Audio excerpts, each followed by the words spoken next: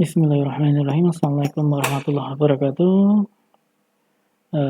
Selamat siang menjelang sore mahasiswi semester 1 mata kuliah Ilmu Sosial dan Budaya Dasar Program Studi Pendidikan Matematika STKIP Modern Ngawi. Hari ini Kamis 24 September 2020. Saya Anur Sansuri akan membahas tentang manusia sebagai makhluk budaya. Oke. Nanti untuk materi atau PPT-nya akan saya share. Nanti saya akan berbicara secukupnya. Nanti bisa dilanjut untuk minggu depan. Karena ini slide-nya sampai 59. Oke. Oke, kita langsung coba saja atau kita bahas saja makhluk sebagai makhluk budaya. Yang pertama yaitu fungsi akal dan budi bagi manusia. Dua kekayaan manusia yang paling utama adalah akal dan budi. Hal ini muncul tuntutan hidup yang lebih daripada makhluk lain. Selanjutnya, dengan akal budi manusia mampu mencipta, berkarya, dan berasa.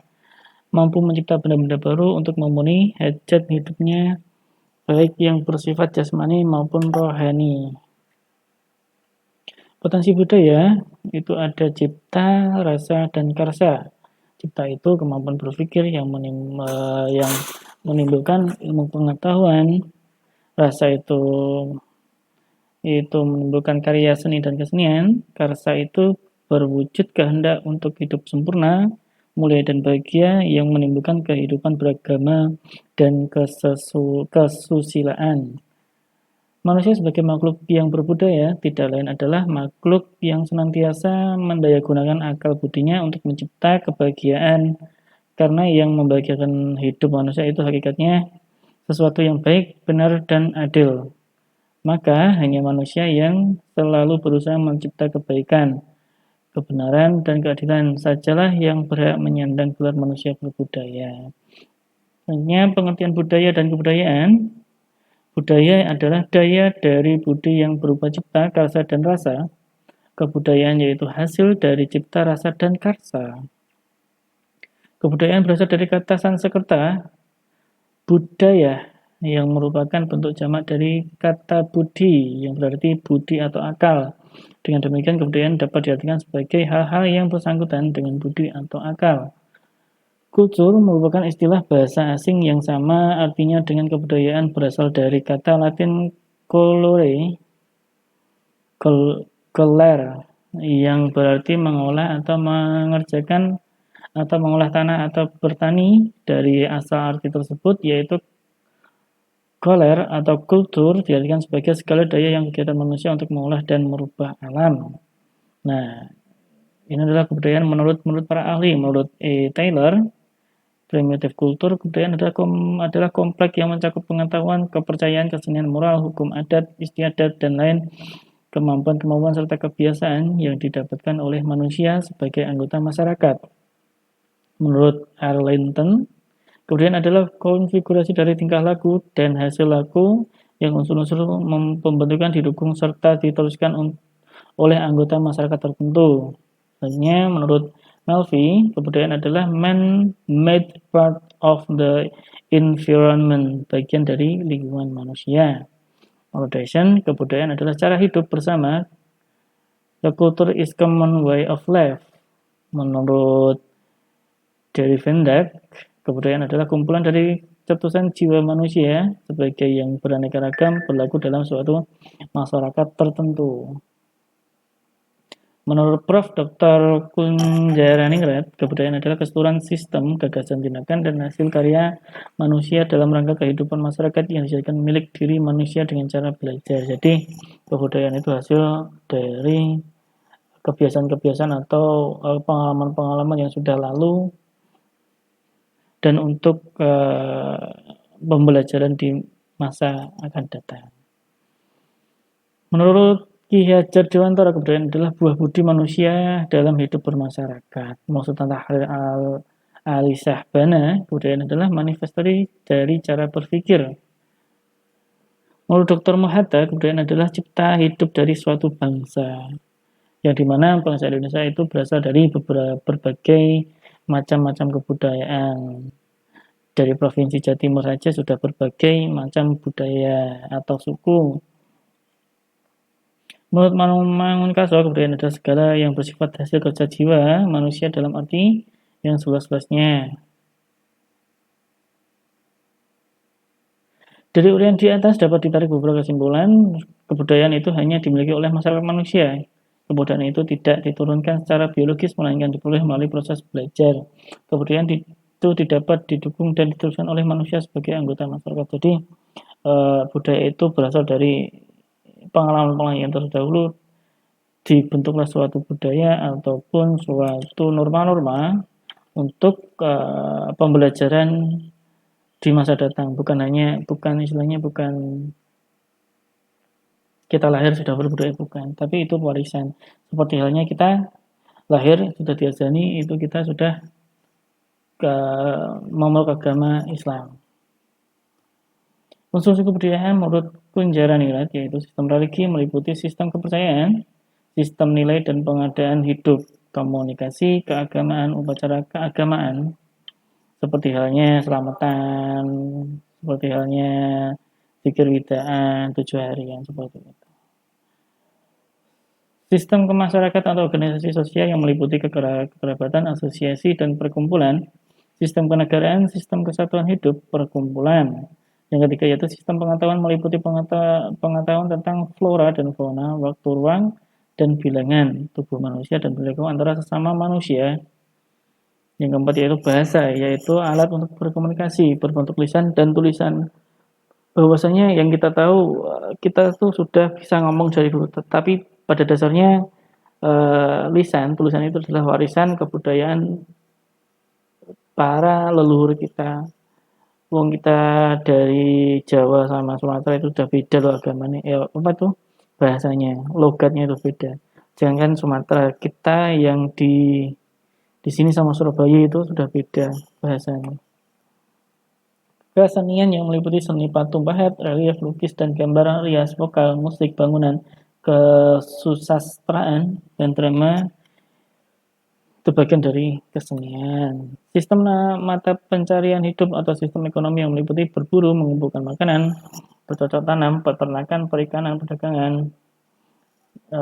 Dari sini kita bisa melihat bahwasanya di daerah Ngawi itu kan daerah perhutanan. Nah, itu biasanya kulturnya entah apa itu namanya bercocok tanam atau kehidupan dari dulu itu bercocok tanam sampai sekarang pun ya bercocok tanam. Sistem peralatan hidup atau teknologi yang meliputi produksi, distribusi, transportasi itu adalah perdagangan dari dulu kita istilahnya melakukan perdagangan leluhur kita. Bahkan dari perdagangan itu kita bisa mengenal yang itu namanya agama Islam yang didatangkan dari Arab sana. Memanusiakan manusia melalui pemahaman konsep keadilan, penderitaan, cinta kasih, tanggung jawab, pengabdian, pandangan hidup, keindahan dan kegelisahan manusia, dan cinta kasih. Cinta sesama sederhana secara sederhana bisa diartikan sebagai panduan rasa simpati antar dua makhluk. Sampai dengan sekarang ini masih banyak yang beragam bahwa cinta itu tidak lebih dari sekedar perasaan yang menyenangkan yang untuk mengalaminya orang harus terjatuh ke dalamnya. Sikap semacam itu pada hakikatnya berdasar pada pendapat-pendapat berikut. Banyak orang melihat masalah cinta, kalau kita ngomong cinta. Banyak orang melihat masalah cinta ini pertama-tama sebagai masalah dicintai dan bukan masalah mencintai. Masalah cinta adalah masalah objek dan bukan masalah bakat. Pencampuran antara pengalaman mula pertama jatuh cinta dan keadaan yang tetap berada dalam cinta. Kita kayak membaca buku percintaan ya. Cinta mempunyai hubungan pengertian dengan kasih sayang, kemesraan, perasaan simpati yang akrab, belas kasih, dan aktivitas memujaan wujud cinta manusia kepada Tuhan. Seperti halnya kita puasa, itu kan kita tirakat. Tirakat itu kan tanda cinta kita kepada Allah. Seperti itu. Atau enggak, setiap kita bangun, kita ambil HP dan melihat, oh apakah pasangan kita itu WA atau gimana, atau telepon, atau membangunkan kita. Itulah istilahnya rasa cinta. Kasih sayang adalah perasaan sayang, perasaan cinta, atau perasaan suka kepada seseorang. Berbagai bentuk kasih sayang di mana orang tua bersikap aktif, sementara anak bersifat pasif. Dampaknya anak takut, kurang berani, menyatakan pendapat, minder, tidak percaya diri.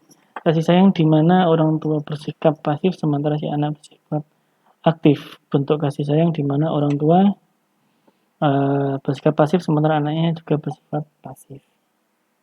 Manusia dan keindahan. Keindahan berasal dari kata indah, artinya bagus, permai, cantik, elok, molek, dan sebagainya.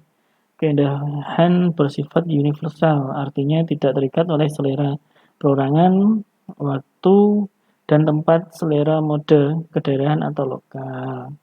Keindahan dalam arti luas, yaitu mengandung pengertian ide kebaikan.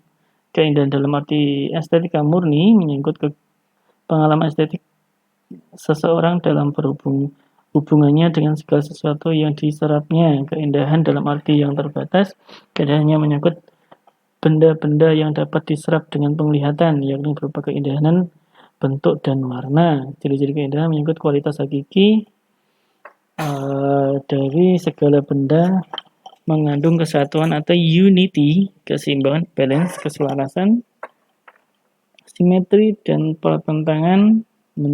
Jadi keindahan adalah tersusun dari keselarasan yang bertentangan dari garis warna, bentuk, nada, dan kata-kata.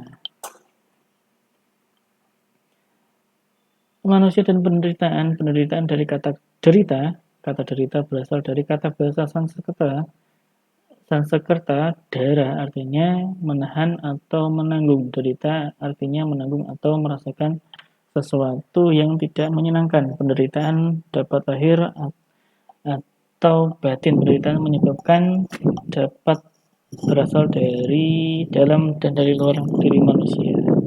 Manusia dan keadilan. Keadilan adalah pengakuan dan perlakuan yang seimbang antara hak dan kewajiban. Wahai orang-orang yang beriman, jadilah kamu orang yang benar-benar penegak keadilan, menjadi saksi karena Allah, biarpun terhadap diri sendiri ataupun ibu, bapak, dan kaum kerabatmu. Manusia dan pandangan hidup. Pandangan hidup terdiri atas cita-cita, kebajikan, dan sikap hidup. Cita-cita, kebajikan, dan sikap hidup itu tidak dapat dipisahkan dengan kehidupan manusia. Kebajikan atau kebaikan atau perbuatan yang mendatangkan kebaikan pada hakikatnya sama dengan perbuatan moral, perbuatan yang sesuai dengan norma-norma agama atau etika. Manusia berbuat baik karena menurut kodratnya manusia itu baik, makhluk bermoral. Atas dorongan suara hati manusia cenderung berbuat baik. Manusia dan tanggung jawab. Tanggung jawab adalah kesadaran manusia akan tingkat laku atau perbuatan yang disengaja maupun tidak disengaja. Tanggung jawab juga berarti berbuat sebagai perwujudan kesadaran akan kewajiban. Jadi tanggung jawab itu istilahnya kita berbuat pas kita yang bertanggung jawab gitu.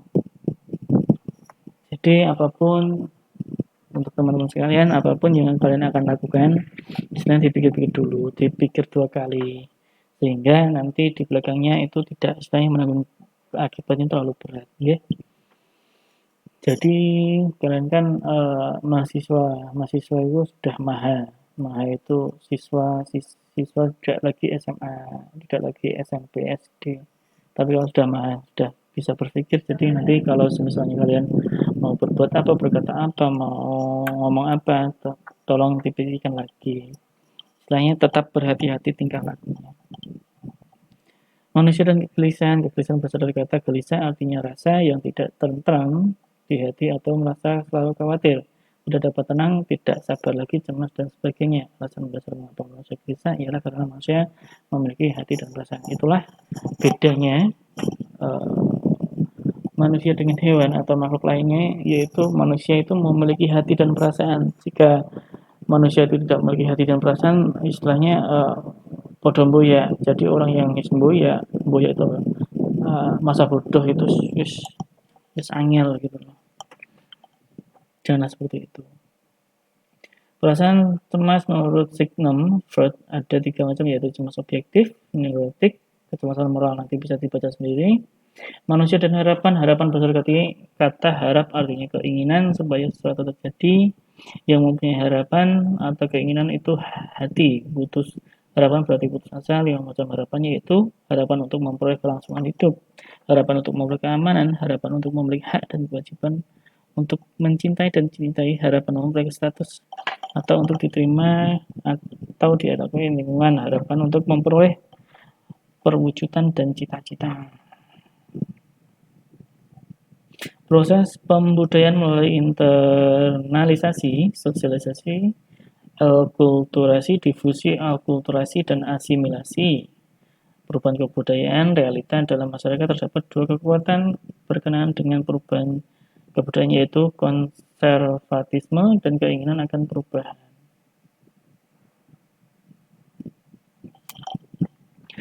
Faktor-faktor yang mempengaruhi perubahan budaya yaitu yang pertama discovery dan invention. Invention adalah pangkal tolak dalam studi mengenai pertumbuhan dan perubahan kebudayaan, karena hanya dengan proses ini inilah unsur yang baru dapat ditambah kepada keseluruhan kebudayaan manusia. Menurut Lincoln, discovery adalah setiap penambahan pada pengetahuan, dan invention adalah penerapan yang baru dari pengetahuan. Basic invention yaitu Basic invention dapat diterapkan sebagai suatu peristiwa yang meliputi pemakaian prinsip baru atau kombinasi dari prinsip baru. Basic di sini mempunyai arti bahwa ia memungkinkan akan adanya kemajuan dan menjadi dasar berbagai invention.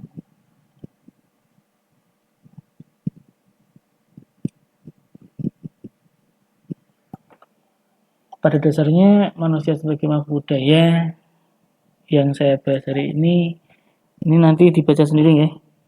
Manusia dan budaya itu tak bisa lepas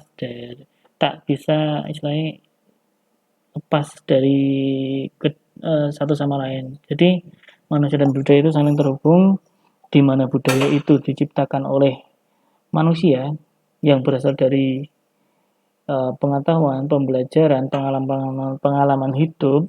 Nah, itu dibuatlah terciptalah suatu pemikiran, gagasan, menjadikan sesuatu pemikiran gagasan itu menjadilah budaya ataupun sebagai kesepakatan yang telah disepakati oleh masyarakat di lingkungan tersebut. Jadi tanpa budaya istilahnya kita itu kosong, tak ada istilahnya, nggak ada apa itu, nggak ada yang namanya keseimbangan. Jadi di mana budaya itu harus dipandang penting. Karena apa? Karena adanya budaya, kita tahu sopan santun, tahu unggah-ungguh, tata cara bertamu itu bagaimana, tata cara ngobrol itu bagaimana, ngomong sama orang yang lebih tua itu bagaimana, ngomong yang sesama seumur itu bagaimana. Itu kan hasil dari budaya, hasil dari pemikiran. Nah, budaya itu kan berasal dari pemikiran manusia, pengalaman-pengalaman yang telah dicatat oleh manusia. Jadi dijadikan pedoman hidup. Misal ini kita ngomong musik primbon. Primbon itu kan sebenarnya itu perhitungan dari orang-orang terdahulu, pengalaman-pengalaman orang terdahulu yang telah dititeni dari masa ke masa, dari abad ke abad, dari dekade-dekade yang berbeda. Itu kan diamati, dicatat, ceritanya dicatat. Jadi nanti pada akhirnya yang nyatet itu meniteni satu-satu. Oh, ini kalau ini terjadi, kalau ini terjadi. Dan jadilah suatu yang namanya itu adat istiadat, yang biasanya kita bicara budaya ya, bukan bicara tentang kemusikan atau primbon itu musik, bukan. Pada intinya kita hidup di Jawa itu jangan hilang Jawa nih gitu pada intinya. Kita ngomong ke orang dewasa itu ada unggah-ungguh, terus kita diajak ngomong sama orang itu harus juga ada unggah-ungguh, tidak hanya mendengar, main HP, terus tidak nggak teknik, itu enggak, jangan. Kalau diajak ngomong ya tetap memperhatikan, walaupun itu tidak ada istilahnya, Tidak penting ya, sehingga ya kita mendengarkan, pura-pura mendengarkan. Apalah arti dari mendengarkan orang dan membuat orang itu bisa bahagia dari kita mendengarkan eh, cerita-cerita atau keluh kesah mereka gitu. Mungkin dengan itu kita kan istilahnya bisa memperingan beban mereka. Jadi ya seenggaknya kalau diajak ngomong ya tetap memperhatikan. Yeah. Semua itu ada unggah-ungguhnya. Saya, jenengan itu ada unggah-ungguhnya. Kalian itu sudah tidak istilahnya tidak apa itu namanya? Tidak dianggap lagi sebagai siswa tapi sebagai kawan mahasiswa. Kita itu sepantaran. Yang membedakan kita itu saya dan kalian itu yaitu saya sudah melakoni lebih dahulu, kalian itu yang baru melakoni. Jadi istilahnya eh, yang kita sampaikan ini adalah sesuatu yang telah kita jalani dari yang dulu dan kita sampaikan kepada kalian. Dan budaya itu ya istilahnya sesuatu yang berkaitan antara manusia dan budaya.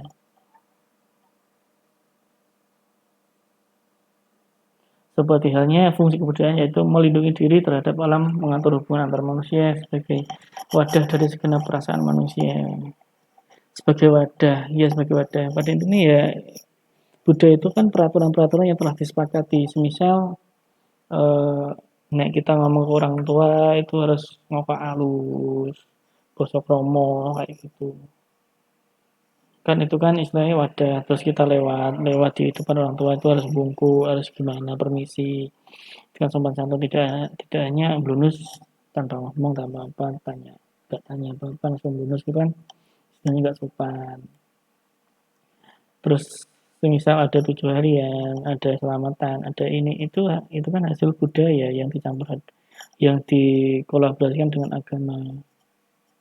Kayak gitu saya tidak akan membahas agama terlalu jauh. Soalnya karena saya itu tidak paham tentang hal-hal tersebut, makanya saya menghindari untuk membahas tentang agama. Pada intinya budaya dengan manusia itu berkaitan erat, tidak dapat dipisahkan. Tanpa budaya kita akan carut marut.